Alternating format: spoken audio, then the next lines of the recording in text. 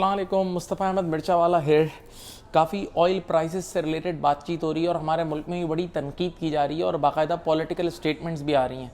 लेकिन political statement aside कुछ चीज़ें हकीकत पे मबनी है जो आम आदमी को जानना ज़रूरी है। जैसे कि हम देख रहे हैं कि 2014 के बाद जो ऑयल ने हाई टच किया था, अब 2021 और 2022 में भी वही हाई हमें नज़र आ रहा है। उसकी एक बहुत बड़ी वजह तो ये कि डिमांड का बढ़ना। सब जानते हैं कोविड के बाद जब लॉकडाउन खुला तो दुनिया खुली, इसकी वजह से भी डिमांड बढ़ी।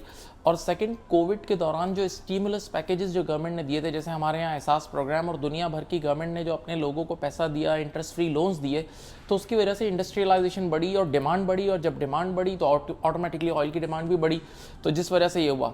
अच्छा, अगर आप देखें तो पहले ऑयल की, कोविड से पहले प्री कोविड ऑयल की demand 99 million barrels per day थी, जो कि कोविड के टाइम 90 तक आ गई थी, 90 मिलियन बैरल्स पर डे पर आ गई थी। और अब वो वापस से 99 पे आ गई है, बल्कि अगर आप गौर करें तो वो 100 भी क्रॉस करने वाली है। तो एक तो डिमांड साइड पे बढ़ गई, सेकंड सप्लाई अपनी जगह खड़ी है, साथ साथ जियो पॉलिटिकल रिस्क भी बढ़ गया। हमने देखा पिछले दिनों कजाकिस्तान जैसे मुल्क में, जहाँ जो कि ऑयल का सेकंड लार्जेस्ट ऑयल प्रोड्यूसर है और ओपेक का मेंबर भी है, वहाँ इन्फ्लेशन के खिलाफ प्रोटेस्ट हुआ और दुनिया के हालात भी ख़राब होना शुरू हो गए। जैसे यूक्रेन में मसला शुरू हुआ और यूक्रेन में तो बाकायदा वॉर ही हो गई। यूक्रेन की वॉर के बारे में आप लोग बहुत हद तक जानते हैं कि यूएस क्या कर रहा था, वहाँ रशिया के बैकयार्ड में असला जमा कर रहा था। सीधी बात यही चल रहा था। तो कोई भी नहीं बर्दाश्त करेगा कि अगर उसके पड़ोस में जाके बिल्कुल करीब में आके मीडियम रेंज मिसाइल अगर आप जमा करो, तो ऑब्वियस सी बात है पुतिन ने फ़ौरन से एक्शन लिया और उसने राइट टाइम पर उड़ा दिया।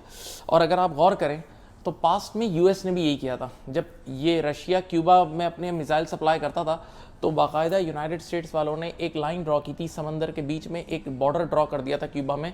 बोला अगर रशिया के मिसाइल इससे आगे आया ना तो ये वॉर एक्ट अज्यूम होगा और हम जंग छेड़ देंगे। तो इन्होंने रशिया को उस टाइम पीछे धकेला था। तो जो उन्होंने किया था वही इन्होंने भी किया।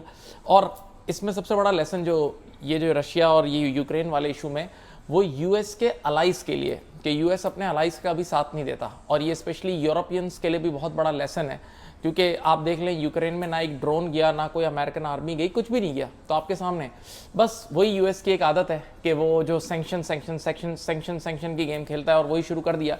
और इसने अभी सैंक्शंस लगा भी दिए हैं कि वो नॉर्थ गैस पाइपलाइन जो है, जो रशिया से जाती है सीधा जर्मनी, तो उस पर उन्होंने सैंक्शन लगा दिए कि अब जर्मन उनसे गैस नहीं ले सकते और यूरोप वाले गैस नहीं ले सकते। लेकिन बहरहाल ये कोई मसला नहीं। अब सवाल ये है कि ऐसा क्या है कि रशिया की गैस जर्मन जाती है। तो हम सब जानते हैं कि पाकिस्तान में जो गैस की नीड है वो बहुत कम है। हम लोग तो खाना पकाने और इन चीज़ों में यूज़ कर रहे होते हैं, इंडस्ट्री में यूज़ कर रहे होते हैं। लेकिन यूरोप की साइड पे इतनी एक्सट्रीम ठंड होती है कि वहाँ वो लोग, उनको गैस का यूसेज बहुत है, तो वो लोग रशिया से इम्पोर्ट करते थे। बहरहाल अब सैंक्शन लग गया, और से सुने, तो अब रशिया की गैस तो वहाँ जाएगी नहीं। और जर्मन ने भी बोल दिया है कि हम उसके बगैर काम कर लेंगे, हम रशिया के बगैर चला लेंगे सैंक्शन की वजह से। तो अब देखें, इसमें भी यूएस का फ़ायदा है कि अब ये जो जर्मन्स को और ये जो यूरोप वालों को गैस चाहिए होगी वो सब अमेरिका से लेंगे, जो बाकायदा शिप में ये लोग पैक करके जो गैसेस वगैरह सप्लाई करते हैं। तो इस तरह अमेरिका की प्रोडक्ट्स भी बिकेंगी। लेकिन साथ साथ रशिया का भी नुकसान नहीं है। रशिया अगर जर्मनी गैस नहीं भेजेगा तो वो नेसेसिटी टाइप की गैस है, रोज़मर्रा की चीज़ है, तो वो चाइना भेज देगा, चाइना में अपना यूज़ कर लेगा।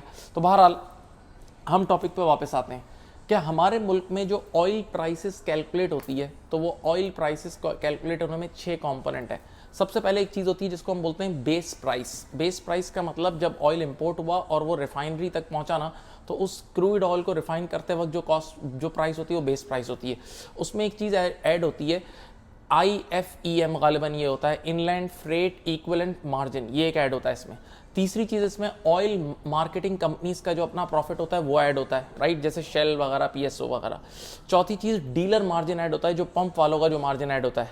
पांचवी चीज़ है पेट्रोलियम लेवाए, या कुछ इस तरह का नाम है, पेट्रोलियम डेवलपमेंट लेवाए, जो it's a type of tax.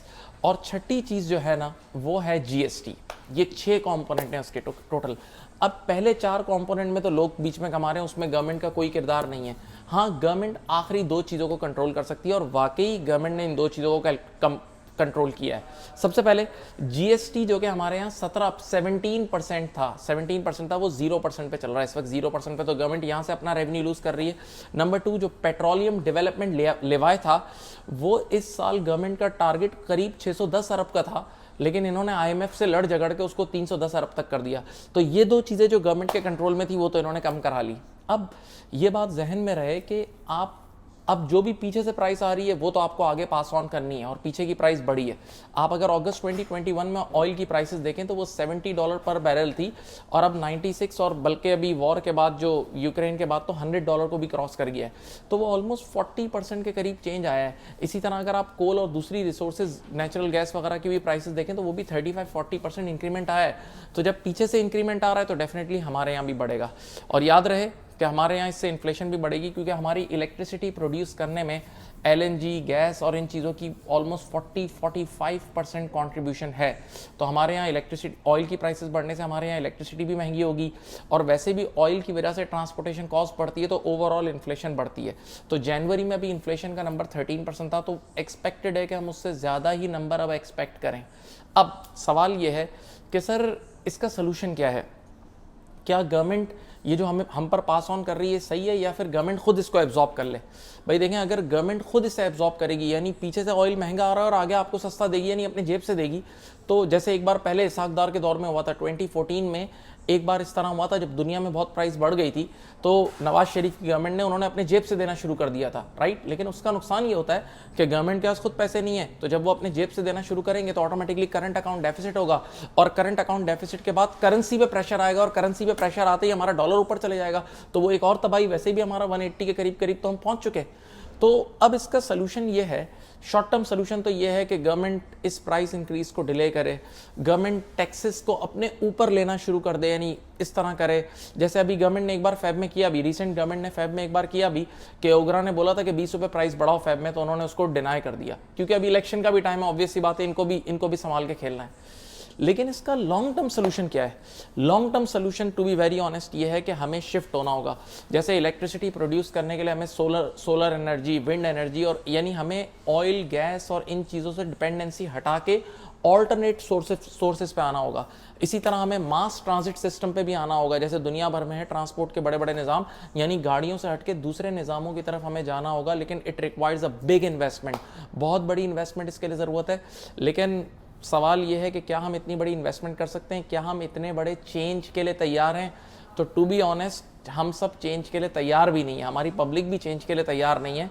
लेकिन हाँ, कभी कभार चेंज मजबूरी में आता भी है। जैसे आपने देखा होगा कोविड, ये जूम, ये सारी जो ऐप्स हैं ऑनलाइन की, जो कॉलिंग ऐप्स वगैरह, ये दुनिया में बहुत पहले से थी, लेकिन कोविड में आके इसका यूजेज एकदम बहुत बढ़ गया, क्योंकि मजबूरी हो गई थी। तो शायद हमारे मुल्क में भी शायद एक टाइम के बाद आके लावा फटेगा और लोगों में अकल आएगी कि शायद हमें अब ऑल्टरनेट की तरफ जाना चाहिए। तो अगर दुआ तो यही है कि अभी शॉर्ट टर्म में जो हमारे पास एक ही सोल्यूशन है कि इंटरनेशनल कमोडिटी प्राइसेस गिर जाएं, और अगर वो गिर गई तो हम बच जाएंगे, वरना तो ये चीज़ चलती रहेगी। अपना बहुत ख्याल रखिएगा। अल्लाह हाफ़िज़।